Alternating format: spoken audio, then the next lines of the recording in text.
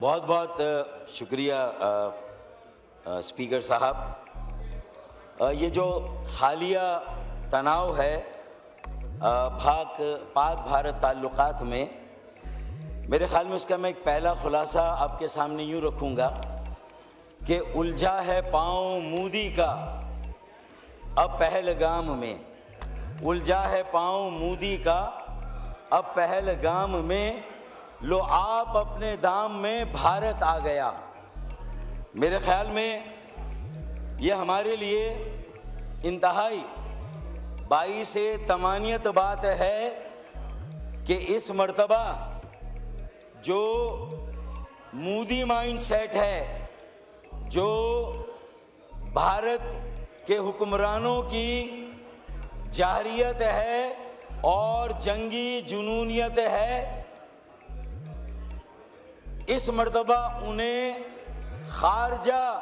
محاذ پر بری طرح سے ناکامی ہوئی ہے. یہ جو پہلگام واقعے کے رد عمل میں بھارت کی طرف سے اس مرتبہ اقدام ہوا ہے، اس نے پوری دنیا پر یہ واضح کر دیا ہے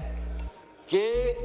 مودی مائنڈ سیٹ نہ صرف علاقے کے امن کے لیے خطرہ ہے، بلکہ یہ پوری دنیا کے امن اور عالمی امن کے لیے سب سے بڑا خطرہ اگر ہے تو وہ مودی مائنڈ سیٹ ہے. مودی کی وحشت، بربریت، انسانیت کی توقیر، دہشت گردانہ اور توسیع پسندانہ عزائم، سفاکیت کا یہ کھلا مظہر ہے کہ اس مرتبہ وہ پوری دنیا کی آنکھوں میں یہ دھول جھونکنے میں کامیاب نہیں ہو سکے کہ اس خطے میں ہر طرح کی دہشت گردی خدا نہ خواستہ وہ پاکستان کی سرزمین سے ہوتی ہے. میرے خیال میں اس مرتبہ دودھ کا دودھ اور پانی کا پانی ہو گیا. یہ عالمی ضمیر بھی اب جاگ رہا ہے اور جو سارا مودی مائنڈ سیٹ اور مودی کا نیریٹو تھا وہ زمین بوس ہو رہا ہے، ڈھیر ہو رہا ہے. اسپیکر صاحب، اس کی مذمت تقریباً دنیا کے ایک ایک شہری نے، ایک ایک حکومت اور ایک ایک حکمران نے کی ہے جس کا ضمیر ذرا سا بھی جاگا ہوا ہے. اسپیکر صاحب، مجھے خاص طور پر اس لیے تمانیت ہے کہ میرے آباء و اجداد نے قیام پاکستان کے لیے جو قربانیاں دیں، جو قیام پاکستان کے لیے جد و جہد قائم کی، آج وہ قربانیاں اور وہ جد و جہد 100% صحیح ثابت ہوئی ہے کہ یہ مودی کا مائنڈ سیٹ ہی تھا اس خطے میں جس نے پاکستان کے قیام کی راہ ہموار کی، اور اس کے لیے ہم نے لازوال قربانیاں دیں، ٹرینیں کٹوائیں، قافلے لٹوائیں، میری بہنوں اور بیٹیوں کی عصمتیں قربان کی اور یہ پاکستان حاصل کیا. اسپیکر صاحب، یہ آج میں یہ سمجھتا ہوں، اب دیکھیں، تھوڑا اینالائز کریں. مذمت تو سب نے کی اور ظاہر ہے کہ ایک انسانی جان کا ضائع ہونا پوری انسانیت کے ضائع ہونے کے مترادف ہے، اور یہ سب سے بڑا فیلئر انٹیلیجنس کا بھارت کا اپنا ہے، انڈیا کا اپنا ہے، مودی سرکار کا ہے کہ یہ پہلگام کا واقعہ بھی جب ہوا ہمیں معلوم ہے کہ وہ جو پلوامہ کا واقعہ وہ بھی انٹیلیجنس فیلئر تھا، اور یہ پہلگام کا واقعہ بھی انٹیلیجنس فیلئر. اور صرف انٹیلیجنس فیلئر یہ نہیں کہ اس دہشت گردی کے حملے کو وہ روکنے میں کامیاب نہیں ہوئے، بلکہ آج تک وہ انٹیلیجنس فیلئر کا سلسلہ قائم و دائم ہے کہ اب تک کوئی سراغ نہیں مل سکا، کوئی ایویڈنس نہیں مل سکا، ثبوت و شواہد کے ساتھ ابھی بھی کوئی بات نہیں کی جا رہی ہے. بس پاکستان فوبیا ہے جو مودی سرکار اور مودی مائنڈ سیٹ اور اس کے اعصاب پر سوار ہے. پاکستان بیشنگ ہے، وار ہسٹیریا ہے، جنگی جنون ہے، اور یہ جنگی جنون اس پورے خطے کو نہیں پوری دنیا کے امن کے لیے سب سے بڑا چیلنج ہے۔ اگر ہم ذرا سا غور کریں، اب ذرا آئیں مختصراً جائزہ لے لیں کہ یہ ہو کیوں رہا ہے، ناکامی پر ناکامی۔ پوری دنیا نے ایک ایک کر کے بھارت کے کتنے نیریٹیوز ہیں ان کو مسترد کیا ہے۔ آئیں، سب سے پہلا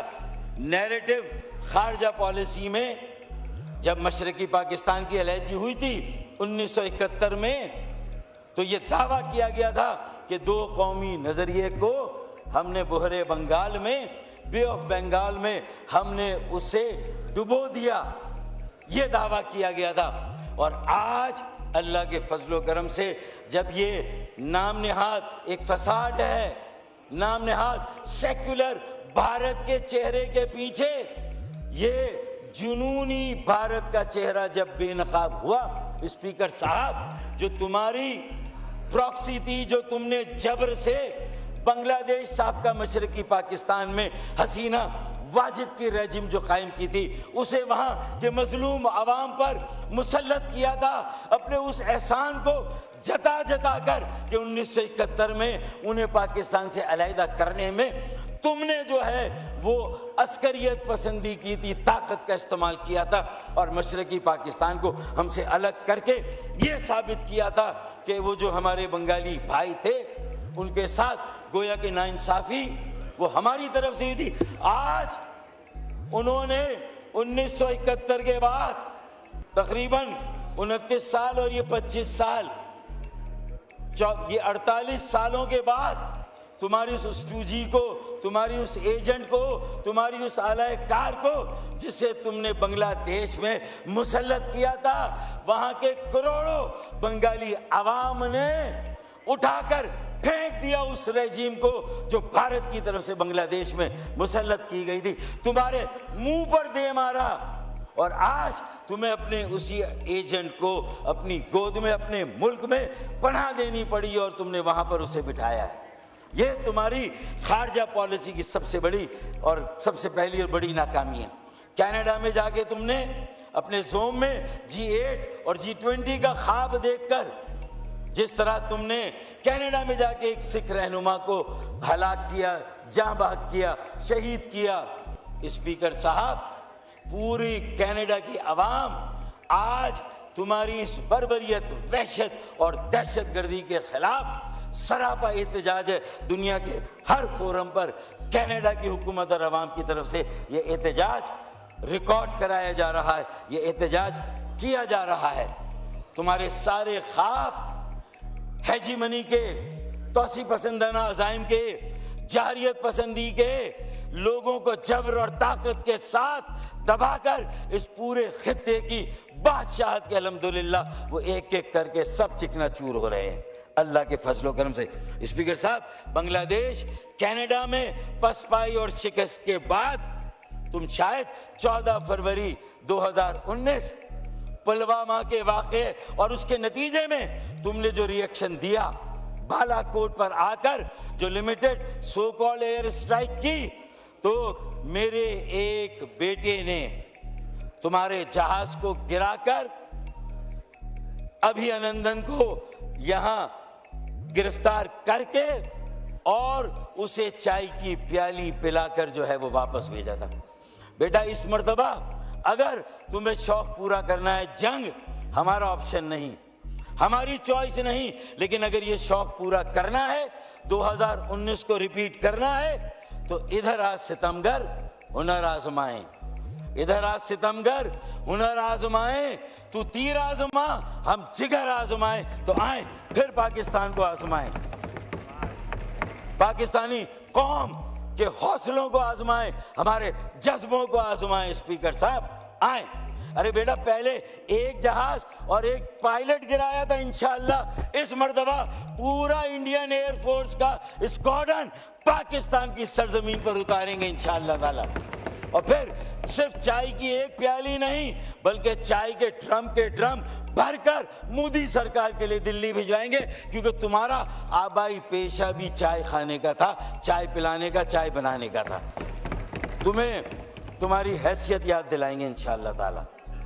یہ ہمیں تم نے للکارا ہے یہ ایک کے بعد ایک خارجہ پالیسی، دفاعی پالیسی. تو میں یہ کہہ رہا ہوں کہ یہ اللہ کا کرم ہے، بلیسنگ ان ڈسگائز ہے. 47 میں جو یکجہتی تھی، قوم متحد منظم متحرک تھی. 1965 کی جنگ میں متحد منظم متحرک ہوئی، اور ابھی جنگ کے آثار ہیں، خطرات ہیں، اور پوری قوم سیسا پلائی ہوئی دیوار ہے. پوری قوم تسبیح کے ایک دانے میں پرو دی گئی ہے. اسپیکر صاحب افواج پاکستان کے ساتھ ہے، غیر مشروط طور پر افواج پاکستان کے ساتھ ہے. پاکستان کی پوری عوام، پوری قوم، ایک ایک شہری، ایک ایک بچہ. جہاں ہماری سلامتی اور بقا کی بات آئے گی، جہاں ہماری آزادی اور خود مختاری کی بات آئے گی، ارے ہم تو ابھی لانچنگ پیڈ پر آئے تھے معاشی طور پر. ہمیں تو ابھی گرو کرنا تھا. تمہارا دعویٰ تو کئی سالوں سے مسلسل جو تمہاری شرح نمو اور گروتھ ریٹ ہے اس کا تھا. پہلے اپنے برلا سے، ٹاٹا سے، ریلائنس اور امبانی سے پوچھو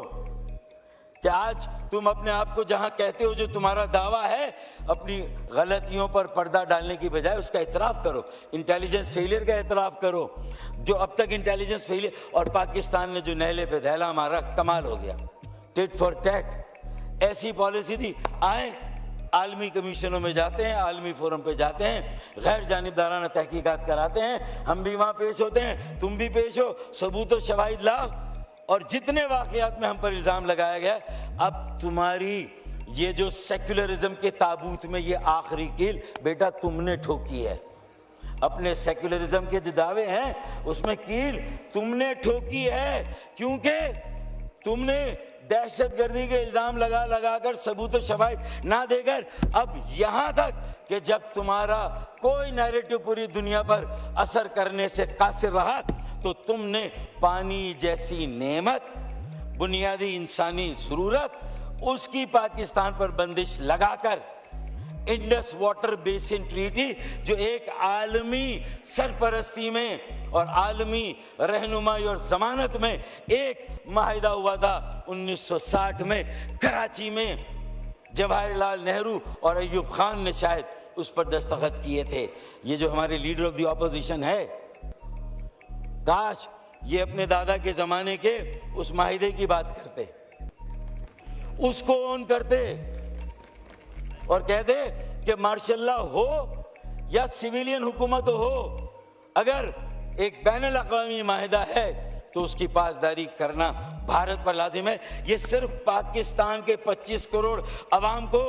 پاکستان کے خطے کو کربلائے مولا بنانے کی سازش نہیں، لوگوں کو پیاسا مارنے کی سازش نہیں، بلکہ یہ ایک اعلان جنگ ہے ہمارے خلاف نہیں، پوری دنیا کے خلاف، کیونکہ یہ عالمی بینک کی ضمانت میں ہونے والا بین الاقوامی معاہدہ ہے جس کی تنسیخ یک طرفہ طور پر کی گئی ہے.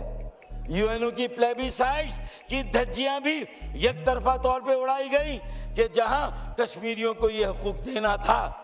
کہ کشمیر کے مستقبل کا فیصلہ، کشمیر کے عوام کریں گے. یہ پوری دنیا نے طے کیا تھا، سلامتی کونسل کی قرارداد تھی. آج وائنڈ اپ کریں، بس ختم کر رہا ہوں، اس قرارداد کی دھجیاں آپ نے اڑائی ہیں. تو پھر اسپیکر صاحب، یہ پانی جیسی نعمت پر دنیا کا کون سا شہری ہوگا مجھے بتائیں؟ اسلامی ممالک ہی نہیں، یورپ، امریکہ، کینیڈا، افریقہ، فار ایسٹ، آسٹریلیا، کون سا ملک، دنیا کا کون سا شہری ہوگا، حکومت ہوگی، حکمراں ہوگا، سربراہ حکومت یا وزیر اعظم حکومت کا ہوگا جو یہ کہے گا شاباش بیٹا مودی تم نے بڑا اچھا کام کیا، اپنے چہرے سے آخری نقاب تم نے اتارا، اپنے سیکولر بھارت کے تابوت میں آخری کیل تم نے ٹھوکی ہے. اور کلاڑی پر پیر، اور پیر پر کلاڑی نہیں، کلاڑی پر پیر مارا ہے تم نے. یہ ہے اقتدار کا نشہ، اس نام نہاد معاشی ترقی کا نشہ جو آج تمہاری پسپائی کا باعث بنا ہے. کینیڈا، بنگلہ دیش، بالاکوٹ، اور اب اور کوئی میدان سجانا ہے تو بیٹا آ جاؤ. پھر سٹیزن شپ ایکٹ جو انڈیا میں ہوا، پارسی، سکھ، جین سنگھی، کوئی مسلمان، کسی مذہب، عیسائی، سب نے اسے مسترد کیا. تم نے सिटीजनशिप एक्ट में तमाम अकलियतों से उन्हें भारतीय नेशनल होने का, ये मैं बिल्कुल हिस्टोरिकल फैक्ट्स दे रहा हूं जनाब। मतलब ये तो शायद लोगों के काम आएंगी बातें, 2 मिनट ऊपर हो जाए तो क्या फर्क पड़ता है। अच्छा, फिर गुजरात में मुसलमानों का मैसेकर वो किसने किया, गुजरात का बुचर किसे टाइटल मिला है, ये सारी बातें मैं बिलावल भुट्टो जरदारी साहब ने जो BBC को इंटरव्यू दिया और जिस तरह का मौक़िफ़ इस मसले पर इख्तियार किया,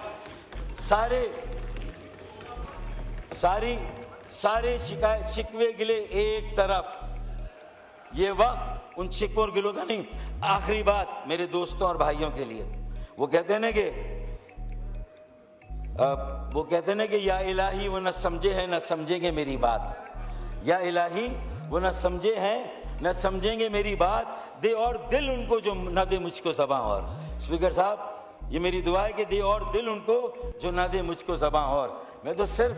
ये कहूँगा कि आपका अगर ये दावा है, मैं बहुत दोस्ताना माहौल में कह रहा हूँ, हमने जनरल अहमद शरीफ साहब की ब्रीफिंग में भी ऑपोजिशन की शिरकत पर कोई शिकवा नहीं किया। यह आपकी मर्जी है, यह आपका मुल्क है भाई, यह आपके अवाम है, आप ही को अवाम में जाके जवाब देना है। अपना जो सारा नैरेटिव मजलूमियत पर बना रहे हो, आज जब पूरी कौम पूरे मुल्क पर एक जुल्म की तलवार, जबर की तलवार लटक रही है, पानी की बंदिश हो रही, तुम्हें तो कहना चाहिए था कि हम अगर तुम्हारा दावा सही है कि आप पाकिस्तान की सबसे बड़ी जमात हो, जो कि 91 सीटें आपके पास है, बाकी के पास PMLN की आपसे कम है, पीपल्स पार्टी की उससे कम, चौथे नंबर पर हम हैं, तो आपको तो ये दावा करना चाहिए कि भाई असल हुकूमत तो हम हैं, असल अक्सरियत तो हमारी है, तो हमारा रवैया तो हुकूमत से भी कई गुना ज्यादा। अरे हमारे लोग जेलों में बंद हैं, शुक्रिया, छुड़ा देंगे उन्हें, अदालतों पर पाबंदियां हैं, बहाल करा लेंगे, लेकिन आज इस पूरे मुल्क की आज़ादी जो है वो दाव पर लगी है। आज हम गैर मशरूत पाकिस्तान के साथ खड़े हैं और यही हमारा पैगाम जो है।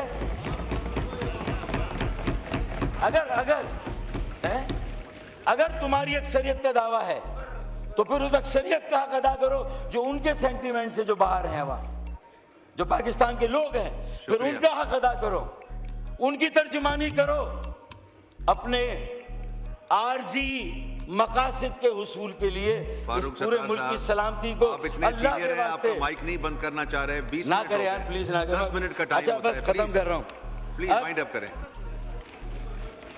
अच्छा, अब ये भी हमें शुक्र अदा करने चाहिए हालात और वक्त का कि 47 में कायदे आज़म मोहम्मद अली जिन्ना ने मुत्तहिद मुनज़्ज़म मुतहर्रिक किया, उसके बाद 65 में अल्हम्दुलिल्लाह जो जज्बा था, और आज 2025 में मोदी माइंड सेट ने ये जो अपॉर्चुनिटी फराम की है, इसे खुदा के लिए ना जाने दें, इसे मिस ना करें, पूरी कौम आपको दुआएं देगी ईमान। शुक्रिया, ये रवैया, शुक्रिया, बस अब हो गया, अब वाइंड अप हो गया। फारूक सत्तार साहब प्लीज, बस आखिरी शेर, आखिरी शेर, माइक खोले, 2 शेर आखिरी, नहीं एक, 2 होंगे ना, एक के बाद माइक बंद। फिजाओं में न ढूंढू तू, ना ही मकबरों में तलाश कर, फिजाओं में न ढूंढू तू, नहीं मकबरों में तलाश कर, जो सलीब पर है सजे हुए, मुझे उन सरों में तलाश कर। मैं अनल हक की पुकार हूँ, शुक्रिया, मैं अनल हक की पुकार हूँ, ना इधर उधर तलाश कर, मैं अनल हक की पुकार हूँ, ना इधर उधर तलाश कर, मैं हूँ नाम लेवा हुसैन का, मुझे खंजरों में तलाश कर। पाकिस्तान जिंदाबाद। शुक्रिया, शुक्रिया।